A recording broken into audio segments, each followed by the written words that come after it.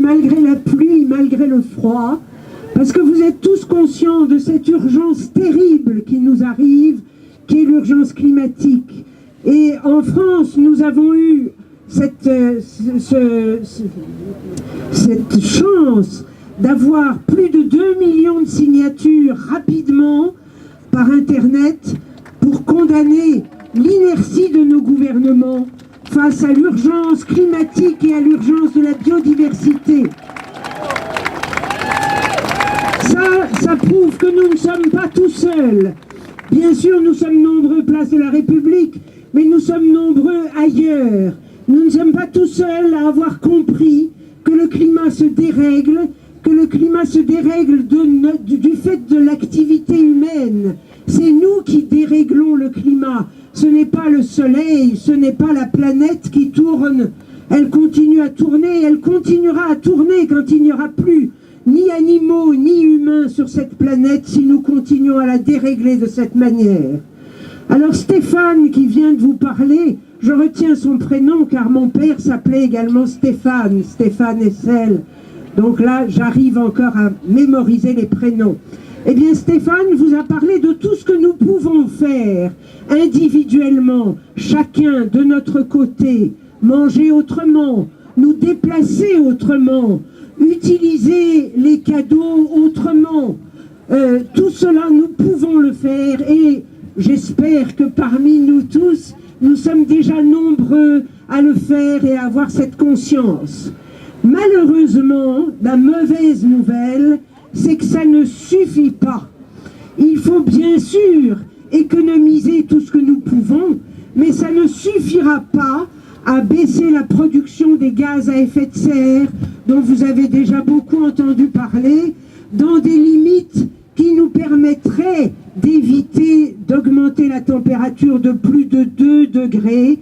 D'ailleurs, de plus en plus, les scientifiques pensent que nous n'arriverons même pas à la limiter à plus 2 degrés et que nous devrons probablement atteindre plus 3.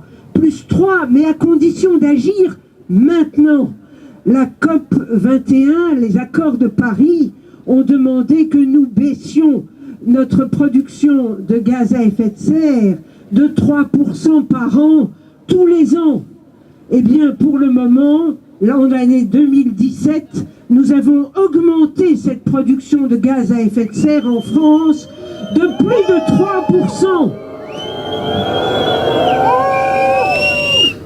Alors, quoi faire? Comment régler ce problème? Eh bien, si nous avons tous des idées, et Stéphane vous en a exposé certaines, nous avons également la solution.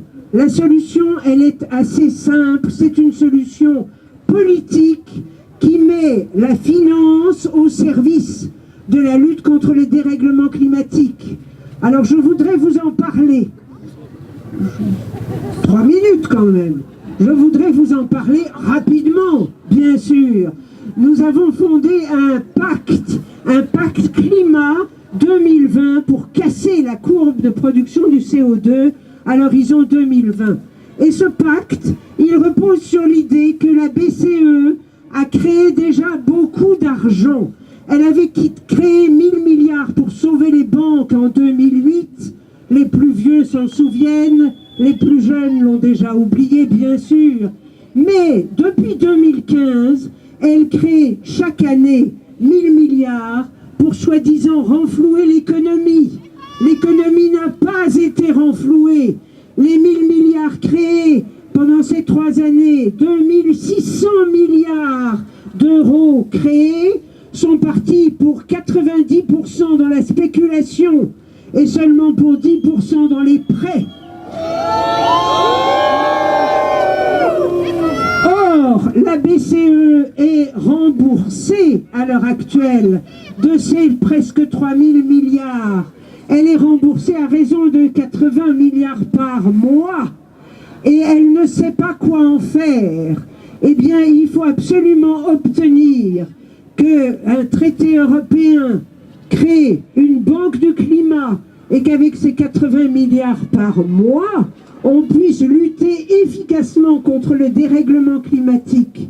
Ce serait le moyen de réenchanter l'Europe, de lui donner un grand destin, d'avoir de l'argent et de pouvoir faire cette guerre contre le dérèglement climatique qui est la seule guerre qui ne fera pas de victimes, la seule guerre qui nous permettra, nous, et les animaux, et les plantes, et toute la biodiversité, de survivre sur cette toute petite planète.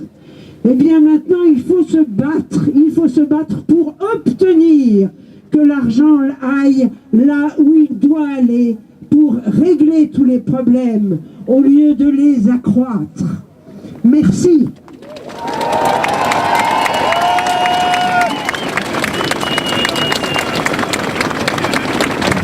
On peut l'applaudir. C'est un essai.